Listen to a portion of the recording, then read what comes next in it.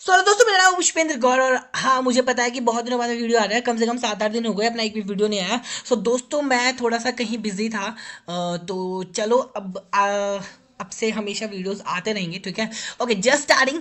Okay, accounting for operating लीजेस देखते हैं दोस्तों, इसके अंदर क्या दे रखा है। दोस्तों, accounting treatment in the books of the Lesi के अंदर क्या बोल रखा है।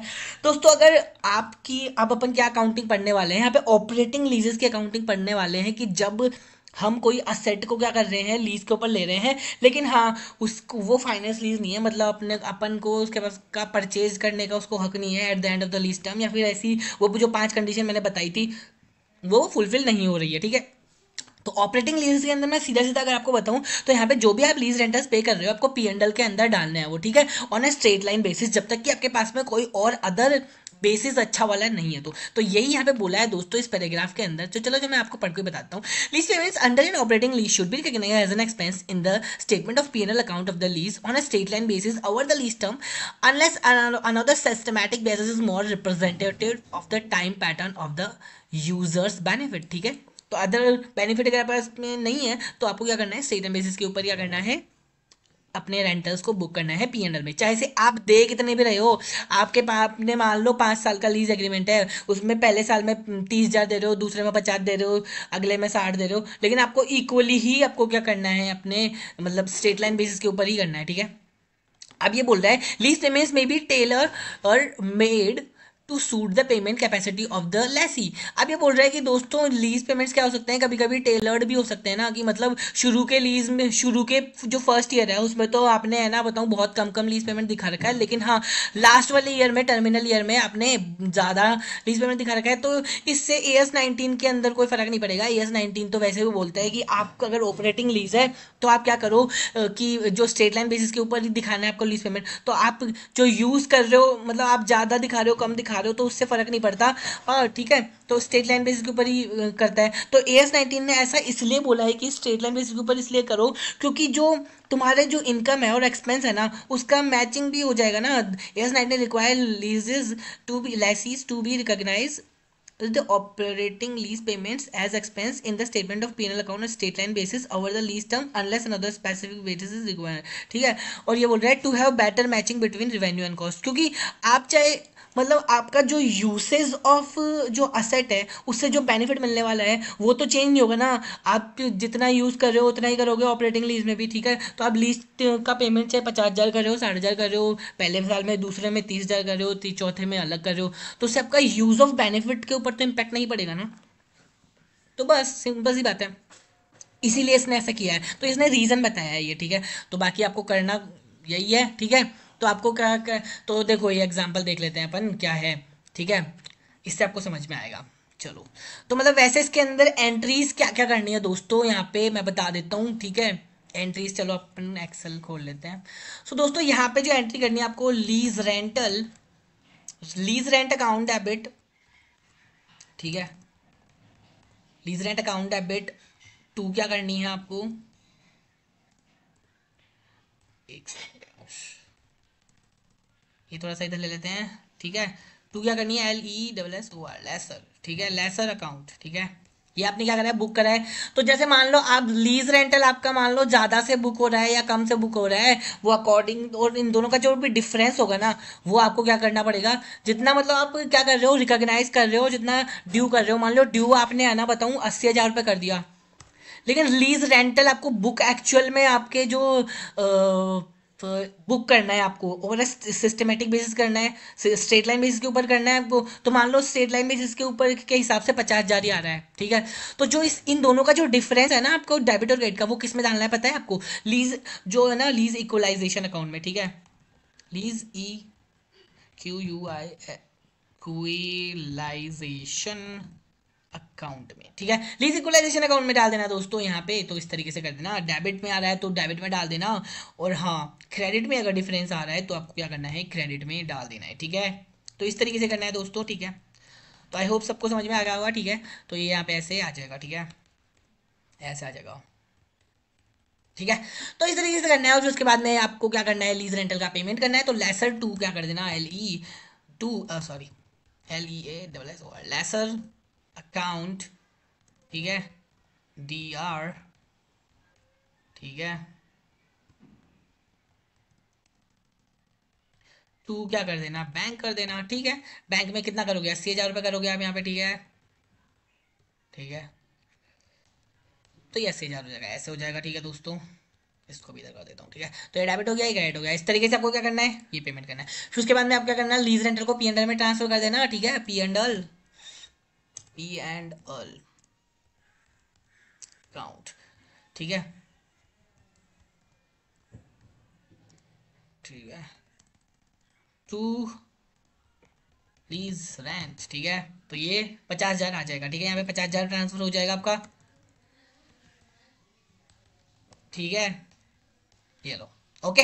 सो दोस्तों इस तरीके से आपको करना है, ठीक है। और इस क्वेश्चन के अंदर ऐसा ही दे रखा है, बस इस क्वेश्चन के अंदर आपको क्या करना है, यहाँ पे ये बोल रहा है कि आपको है ना जो यूनिट्स के बेसिस के ऊपर आपको अलोकेट करना है और यही एंट्रीज कर देना। सिंपल सा क्वेश्चन है, आई थिंक आप कर लोगे दोस्तों, क्योंकि फर्स्ट ईयर में यूनिट बोल रहा है कि 10,000 है, 20,000 की यूनिट, 20,000 यूनिट्स सेकंड ईयर में प्रोड्यूस हुई है, 50,000 यूनिट थर्ड ईयर में प्रोड्यूस हुई है, ठीक है। और जो एनुअल लीज पेमेंट्स है ना वो 25,000, 45,000 और 50,000 कर रहे हैं। तो आप क्या करोगे, बुक जो करोगे लैसी को, वो तो कितने से कर दोगे, 25,000 से कर दोगे। लेकिन आप जो रिकॉग्नाइज करोगे रेंट, वो कितना करोगे, ऑन अ रिप्रेजेंटेटिव, यहाँ पे अच्छा बेसिस दिख रहा है ना, मोर रिप्रेजेंटेटिव बेसिस क्या है, यहाँ पे यूनिट्स के अंदर डिवाइड कर दो, क्योंकि इस स्ट्रेट लाइन थोड़ी करोगे यहाँ पे, ठीक है। सो टोटल लीज पेमेंट जो है वो 1,20,000 आ जाएगा दोस्तों यहाँ पे इस एग्जांपल में, जो भी आपको रिकॉग्नाइज करना है, ठीक है, इन the proportion of the output, ठीक है। आउटपुट भी यहाँ पे बहुत अच्छा मेथड है। तो 15,000 फर्स्ट ईयर में कर देना, 30,000 और 75,000 कर देना। और जो भी डिफरेंस जाएगा ना, लीज रेंट जो आपने ड्यू किया है और जो भी आपका लीज रेंट रिकॉग्नाइज किया है, वो क्या कर देना, लीज इक्वलाइजेशन में कर देना, जैसा कि अपन ने अभी किया था, मैंने बताया था यहाँ पे दोस्तों। ये भी एक एग्जांपल ही है, ठीक है। ये एग्जाम्पल, ओके, एग्जाम्पल, ठीक है। ओके, स्पेलिंग गलत है, एक्स, ओके। तो दोस्तों ये भी एग्जांपल है, वो इस तरीके से ये एग्जांपल है, आप कर लेंगे आई थिंक। तो बहुत ज़्यादा इजी है दोस्तों। सो यहाँ पे एक नोट भी दे रखा है, since total lease rent due and recognise must भी सेम होना चाहिए यहाँ पे, ठीक है। तो यहाँ पे जो भी द इक्वलाइजेशन अकाउंट है ना will be close in the terminal year, ठीक है। क्योंकि लीज का लास्ट वाले ईयर में ही तो ये क्लोज होगा, क्योंकि सारे के सारे तो आपके में कभी तो ये एसेट बनेगा, कभी लाइबिलिटी बनेगा, तो लास्ट वाले ईयर में इसको क्लोज कर देना, ठीक है। Till the balance of the lease equalisation can be shown in the balance sheet under current sales, current liability में शो हो जाएगा depending on the nature of the balance, ठीक है। अब डिस्क्लोजर के अंदर ऐसी, अब यहाँ पे क्या करेगा लीज, हाँ डिस्क्लोजर में देख लेते हैं क्या क्या होएगा दोस्तों। यहाँ पे ऑपरेटिंग लीज के अंदर लेसी क्या डिस्क्लोजर करेगा, total of the minimum lease payments under non cancellable operating लीजेस for each of the period following. First year का टोटल मिनिमम लीज पेमेंट बता देना, फ्यूचर का, ठीक है, 2 साल से 5 साल तक का बता देना, और मोर देन 5 ईयर का भी बता देना, ठीक है। So the total of the future minimum sub lease payments expected to be received, आपको कितना यहाँ पे मिलने वाला है, सब लीज कर दोगे उस एसेट को, तो भी बता देना, ठीक है।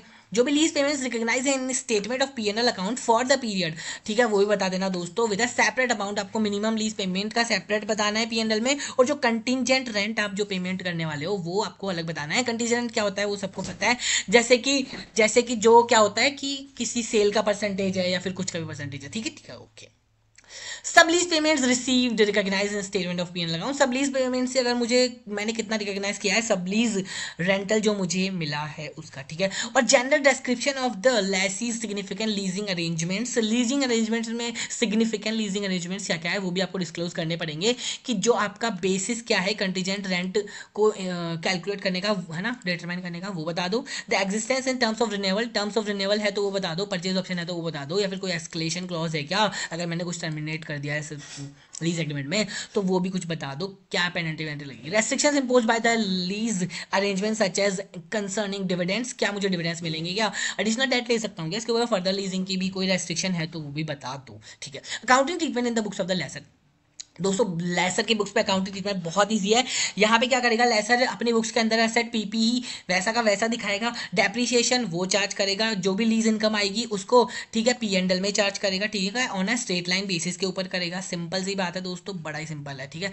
एसेट दिखाएगा, lease income from operating leases should be recognise, ये भाई साहब बुक्स ऑफ लेसर है, ध्यान रख लियो, है ना। Lease income from operating leases should be recognise in the statement of PNL account straight line basis over the lease term, unless another systematic basis ना हो उसके पास में, तो ठीक है। डेप्रिसिएशन वो अपनी बुक्स में यहाँ पे रिकग्नाइज करेगा।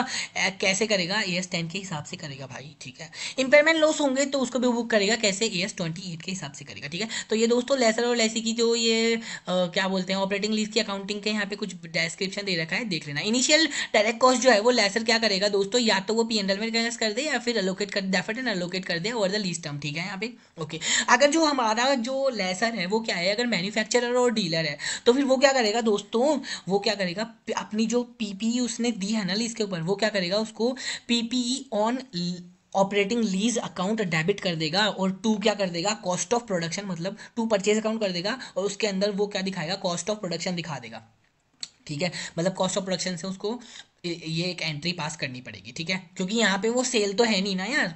No selling profit should be recognised on entering into the operating lease. Operating lease में अगर मैन्युफैक्चरर और डीलर अगर एंटर हो रहा है तो उसको क्या नहीं करना है यहाँ पे, आप उसको सेल नहीं मान सकते, उसको आपको ऐसे ही दिखाना पड़ेगा, ठीक है, because such leases are not equivalent of sales, ठीक है यहाँ पे। Okay, suppose the outputs from a machine of economic life of 6 years are estimated as 10,000 units in year 1, 20,000 in year 2, 30,000 units in year 3, and 40,000 units in year 4, 20,000 units in year 5, and 5,000 units in year 6। भाई साहब देखो, चलो अब इसको तो यहाँ पे अपन लिख के करते हैं, ठीक है, यहाँ पे करेंगे इसको लिख के।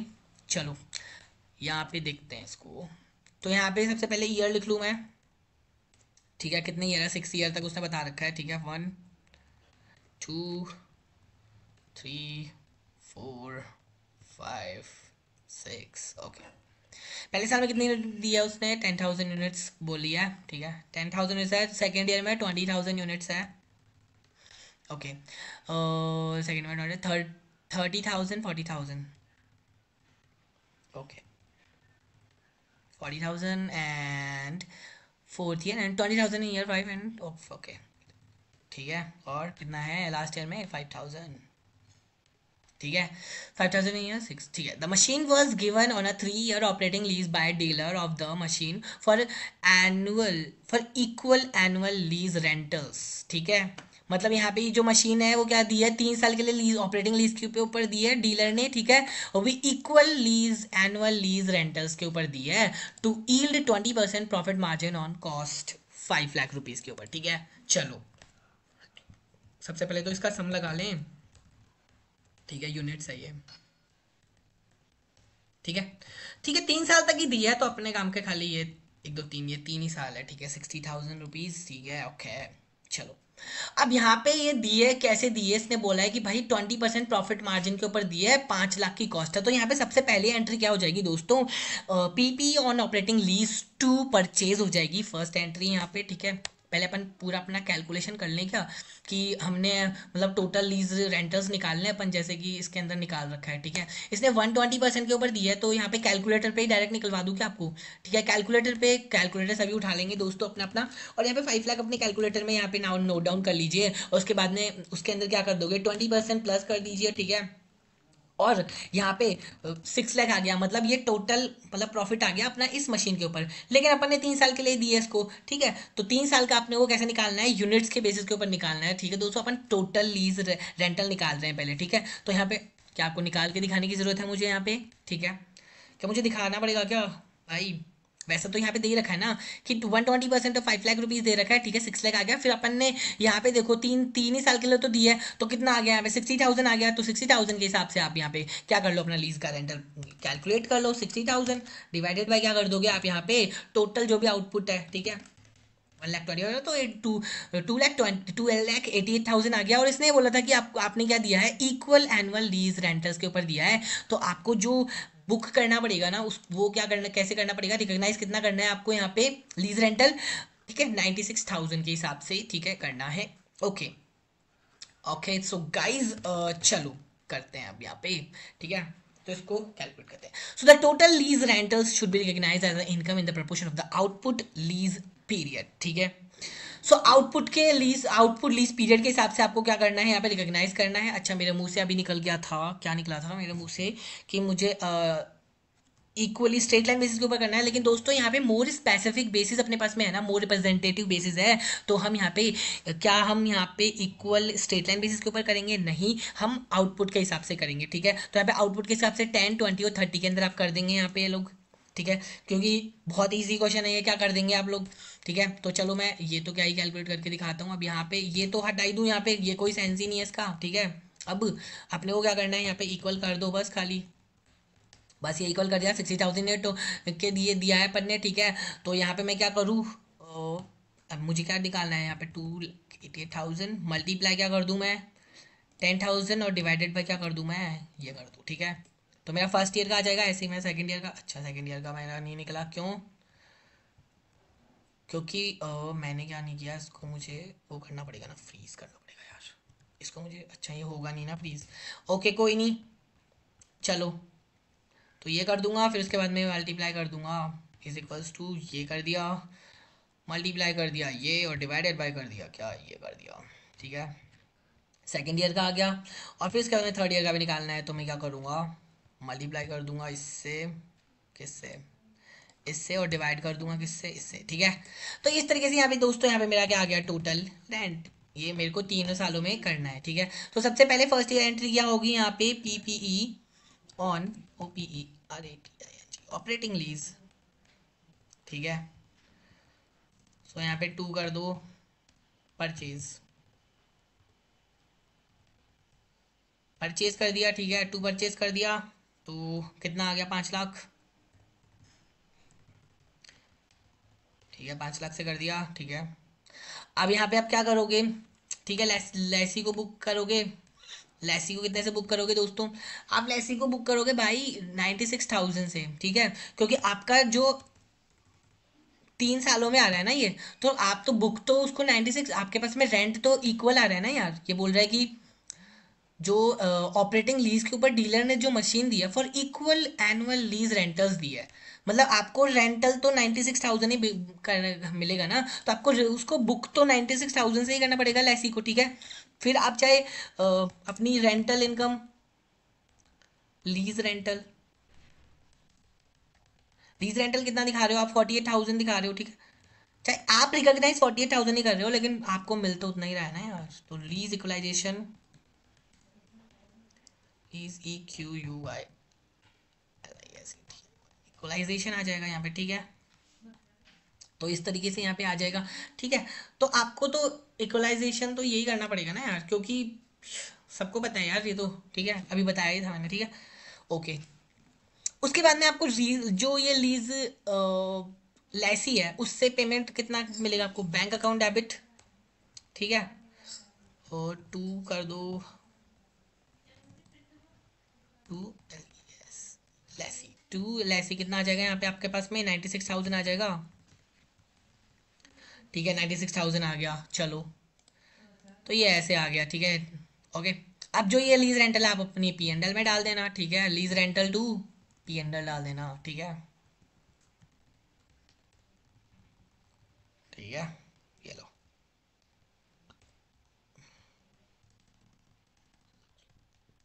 पी एंड एल, ठीक है, कितना डालोगे यहाँ पे, 40,000, ओके। सो तो अरे ओके गाइज, आई होप सबको समझ में आ गया होगा यहाँ पे, machine given on PP given on operating lease, या फिर कुछ भी कर दो यार, वो एक ही बात है, ठीक है। तो इस तरीके से कर देना, बैंक टू हो गया लीज रेंटल, और हाँ डेप्रिसिएशन की भी तो आपको एंट्री करनी पड़ेगी, तो एक डेप्रिसिएशन की भी तो एंट्री करनी पड़ेगी भाई, DEPRECIA डेप्रिसिएशन, ठीक है, डेप्रिसिएशन तो आपको ही चार्ज करना है ना, मैंने बता ही दिया था, depreciation to PP on operating lease, ठीक है। तो इस तरीके से आपको डेप्रिसिएशन चार्ज कर देना है, डेप्रिसिएशन कितना यहाँ पे चार्ज करोगे आप, ठीक है, डेप्रिसिएशन अपना यहाँ पे लग जाएगा कितना, 5 लाख है ना, डिवाइडेड बाय कितना ईयर है उसकी, सॉरी आउटपुट के बेसिस के ऊपर लगेगा ना, ठीक है, मल्टीप्लाई कितना था फर्स्ट ईयर में, 10,000 डिवाइडेड बाय 1,25,000 था क्या, है ना, 1,25,000 ही तो था दोस्तों, यहाँ पे आया था ना उस टाइम पे, ठीक है। तो ये ला, तो ये लो, ठीक है। अब उसके बाद में क्या कर देना, पी एंडल टू डेप्रिसिएशन की एक एंट्री कर देना, और वो आपका क्या हो जाएगा, पी एंडल में ट्रांसफर हो जाएगा डेप्रिसिएशन, ठीक है। तो इस तरीके से कर देना। और दोस्तों उसके बाद देख लेते हैं अपन डिस्क्लोजर की रिक्वायरमेंट्स। बाय डिस्क्लोजर क्या करना है, लेसर को, ठीक है। तो चलो, डेप्रिसिएशन जो भी रिकग्नाइज किया है पी एंड एल में वो दिखाना है आपको, ठीक है। इम्पेयरमेंट लॉसेज रिकग्नाइज करें पी एंड एल में वो दिखाना है, इम्पेयरमेंट लॉसेज रिवर्स करें वो भी दिखाना है। दोस्तों मिनिमम लीज रेंटल्स जो भी है आपको मिलने वाले, ठीक है, वो दिखाना है। फर्स्ट ईयर के टोटल, 2 से 5 साल के टोटल, 5 साल के बाद के टोटल, टोटल कंटीजेंट रेंट कितना आप रिकग्नाइज करा है पी एंड एल के अंदर वो भी दिखाना है। जनरल डिस्क्रिप्शन, कोई सिग्निफिकेंट लीज अरेंजमेंट है क्या उसका जनरल डिस्क्रिप्शन दे देना। And accounting policy adopted for the initial direct cost ये भी दे देना, ठीक है। तो अब दोस्तों ये आपको सब कुछ करना है। इसके बाद में हम क्या देखते हैं अभी, sale and lease back transaction देखते हैं। ओ माय गॉड, मजा आ जाएगा, ठीक है। चलो देखते हैं। एक बार यार ये फोन आ रहा है, एक बार मैं पापा का फोन आ रहा है उसको अटेंड कर लेता हूँ, ठीक है।